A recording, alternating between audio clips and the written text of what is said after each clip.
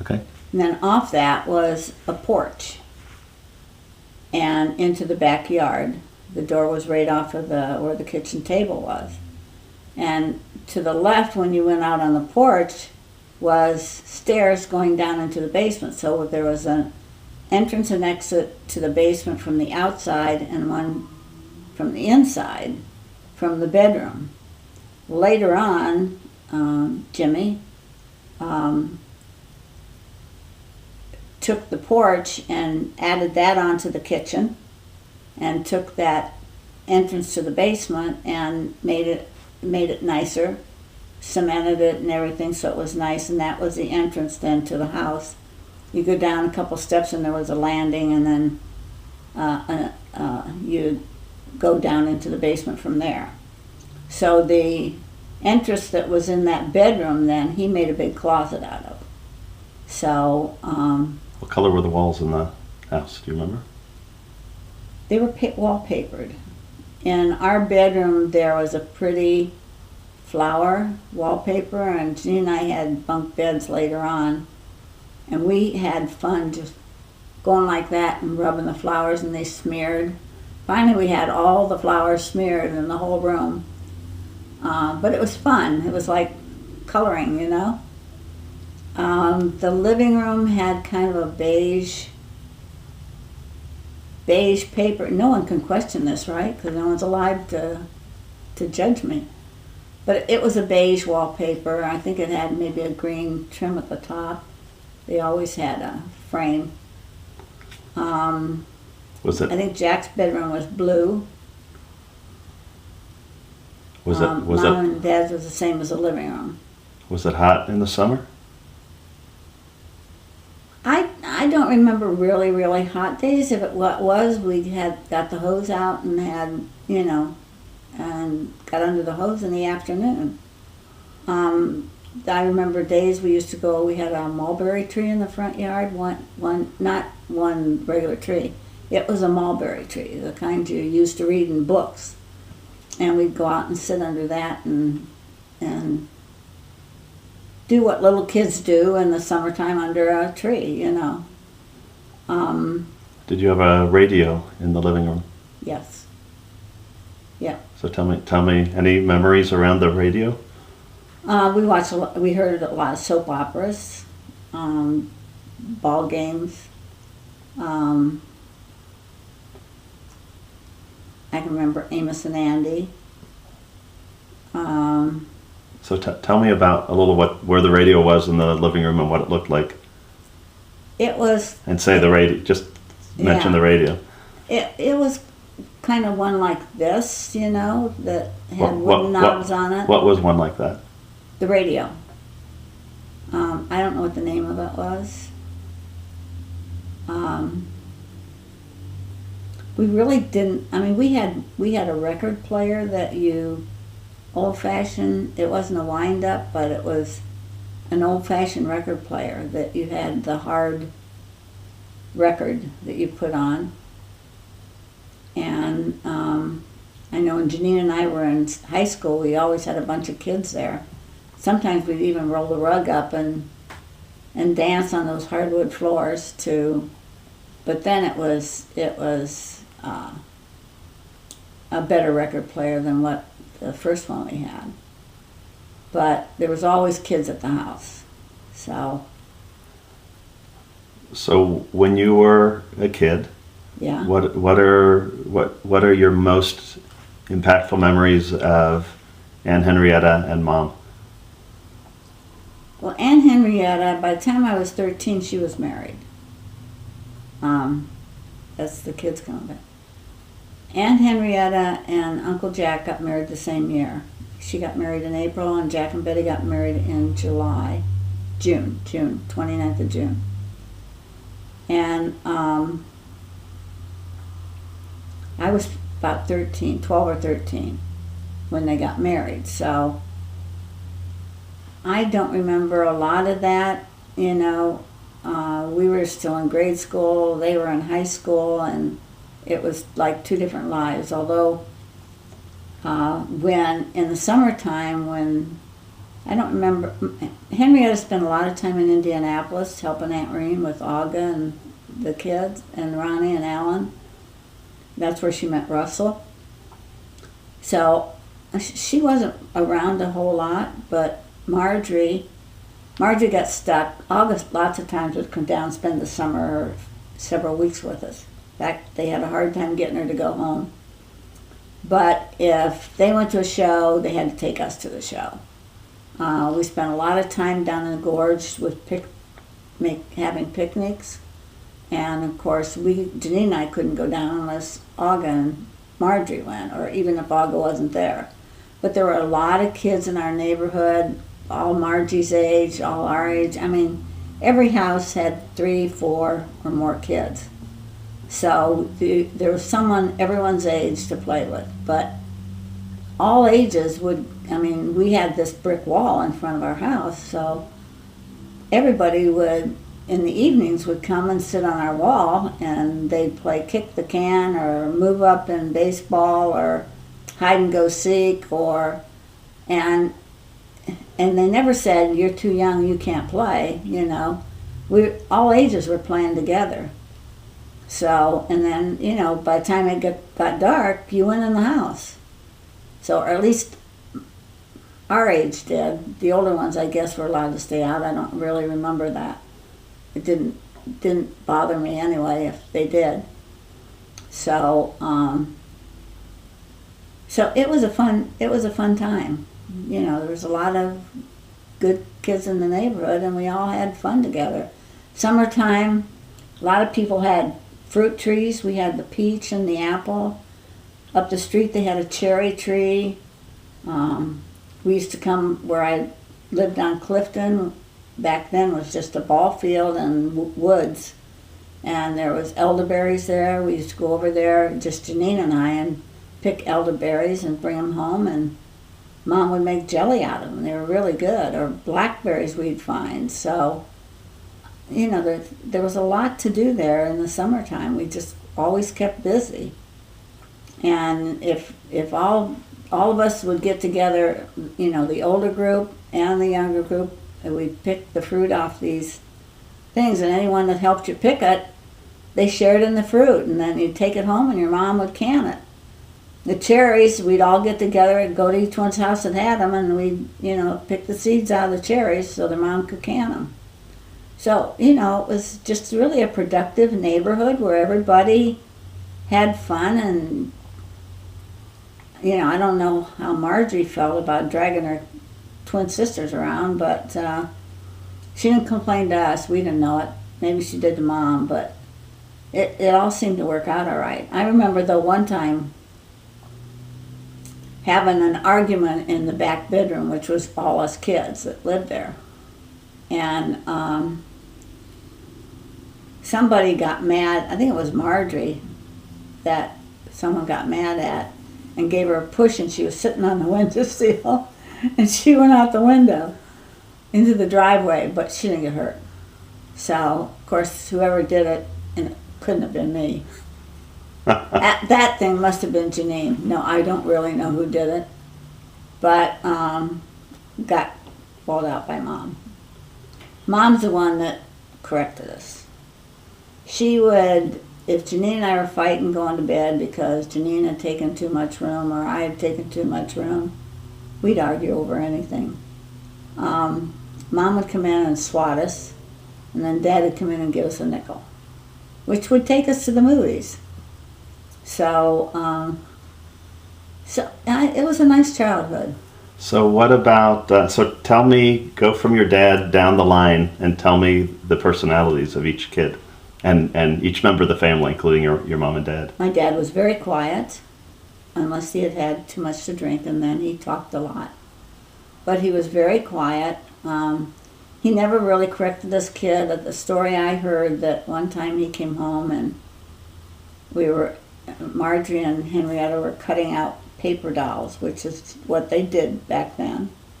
And I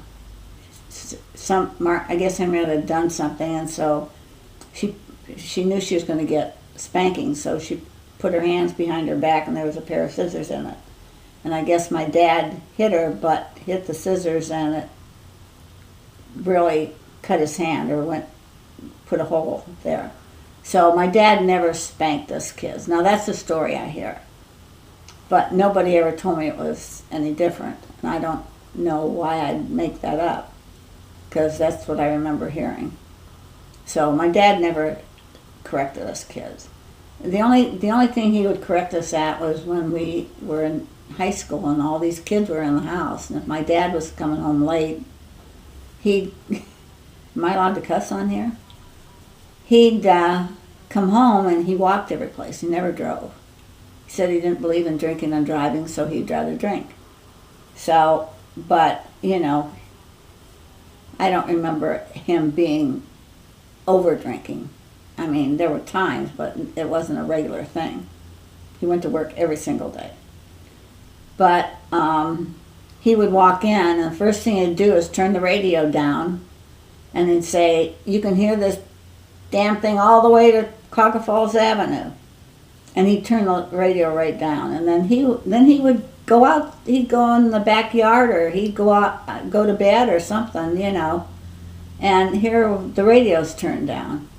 And then Don Welch, you met him at breakfast, my dad used to bring hot peppers home from Sorella's. His wife down there canned them. So my dad would buy them and bring them home, put them in the refrigerator. And Don Welch would always go in our refrigerator and eat my dad's peppers. And he got mad at one day and he said, "You tell that kid he's not allowed in this house anymore and not to open my refrigerator." But other than those things, over all the years, he was really quiet. He loved to fish, but he never ate it.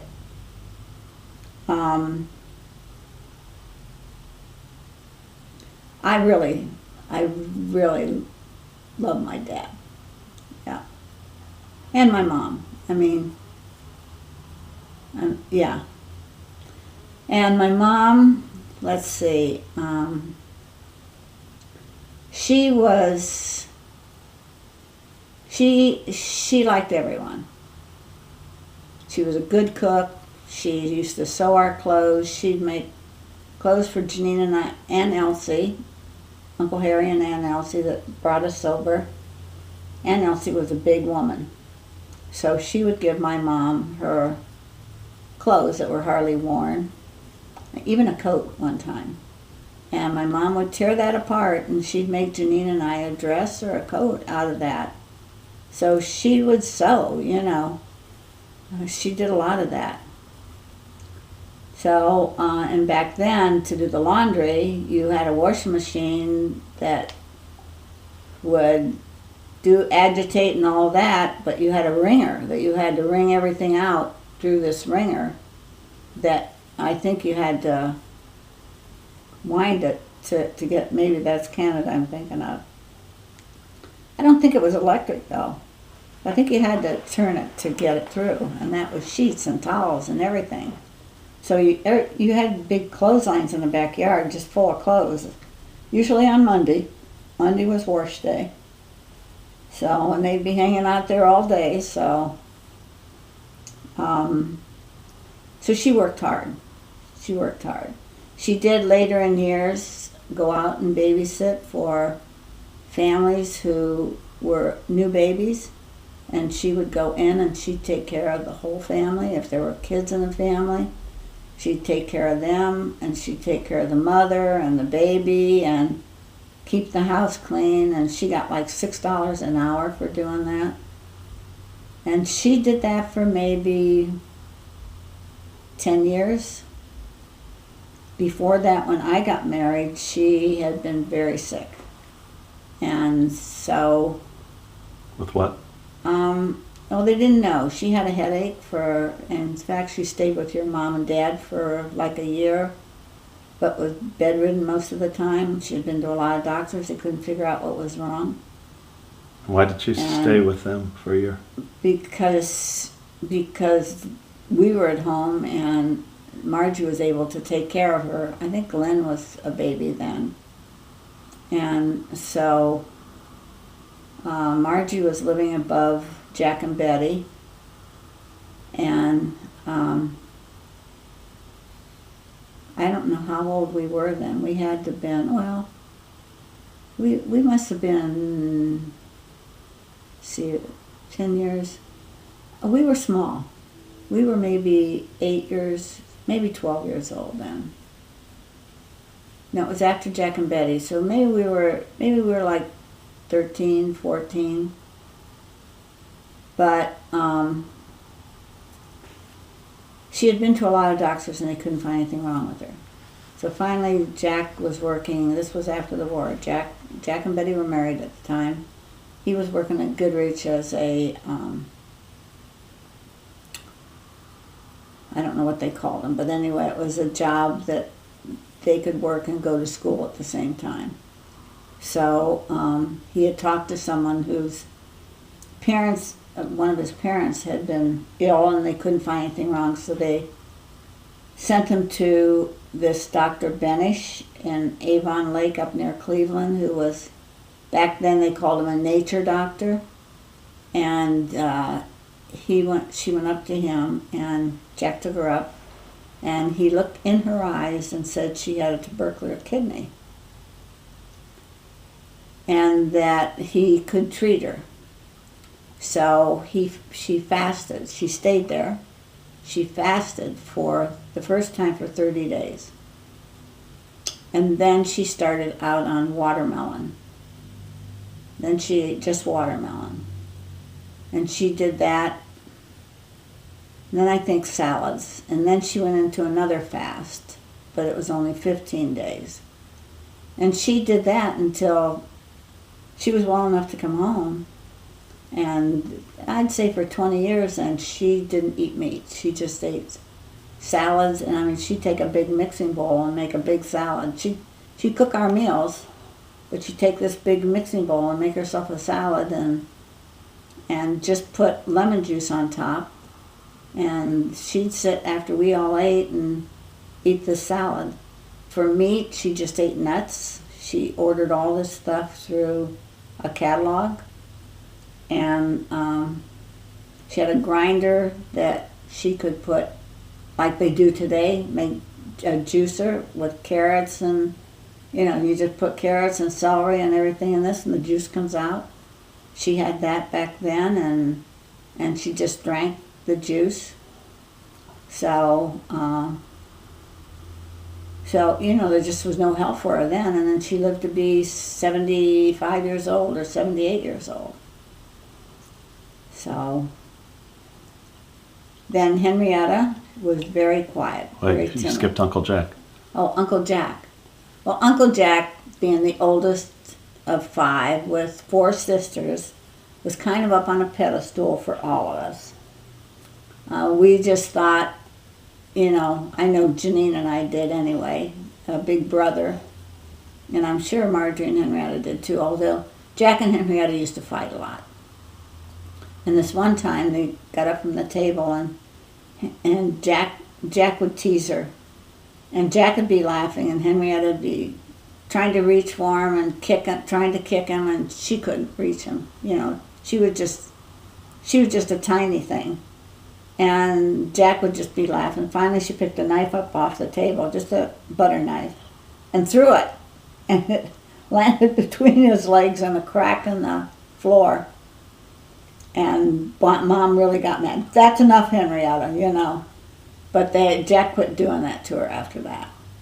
So, but he was very outgoing. He worked a paper route as long as I can remember. And on his paper route, he was always bringing dogs and kittens home that he'd find, out in where we had our house.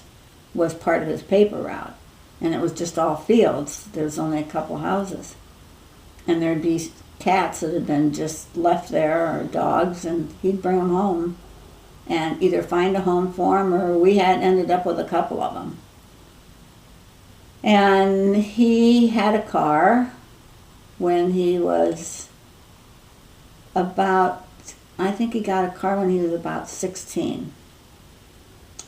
Oh, the one story, he had won a turkey, a live turkey for Thanksgiving through the paper route. And so he put it in the garage until they could take care of it for Thanksgiving. Well, it broke the window in the garage Thanksgiving morning, and so they had to chase it down to the gorge. They finally found it and brought it back, but it was just hauling all down the street. And of course, there weren't that many houses on the street then, because I think we were the last house. When we bought that house, we were the last one on the street. Then it filled up, but they got it, and we had it for Thanksgiving. And he would win a bike through selling papers. But he worked at Kroger's, and he worked, when he worked for Kroger's, when he was in high school, he got in trouble because he would flick school to go work. And finally the teachers called my mom, and he had to end up going back to school. But he would rather work than go to school.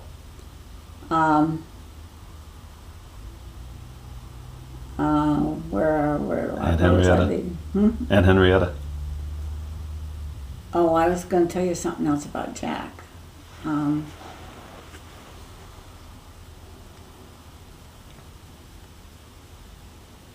Well, Henrietta was, like I said, she was really quiet. She was petite and really quiet. And she spent a lot of time in Indianapolis helping Aunt Reen. And that's where she met Russell. So she wasn't really around. When she graduated from high school, she worked at Fetterman's, and it was Christmas time, and she was wrapping. They'd have a counter where you just wrap Christmas presents for people, and that's what she did. I don't remember her having any other job but that. So maybe she went to Aunt Reen's and Aunt Reen paid her. I don't know, but because she was up there a lot. When she got married, my dad used to play the numbers. In fact, every newspaper in our house had like a row of 5 to 7 numbers on all the columns. I don't know where each number came from, whether he led from one number to another with a system. I don't know, but he would spend the whole evening just writing these numbers down in the columns.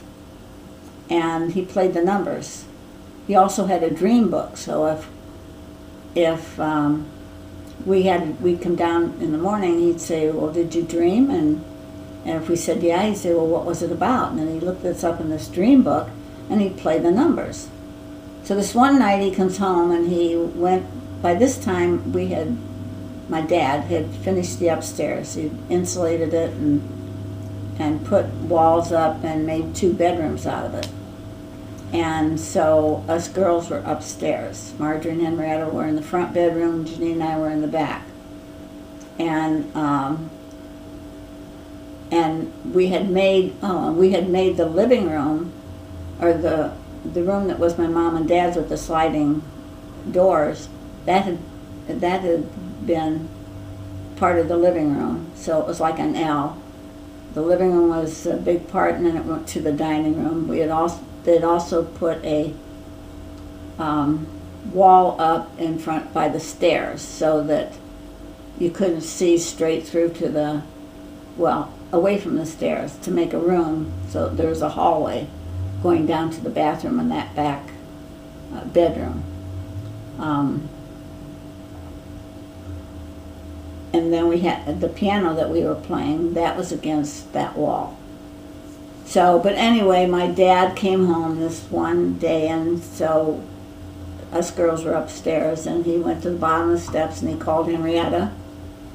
And she came to the top of the steps and says, what do you want? And he said, you can plan any kind of a wedding you want because I just won $500. And $500 back then was a lot of money. Because I don't know what my dad was making there, but when we got married and Jimmy was working at Goodyear, say his first year, $6,000 a year was his gross income. So, and that was like for 36 hours a week, you know, 7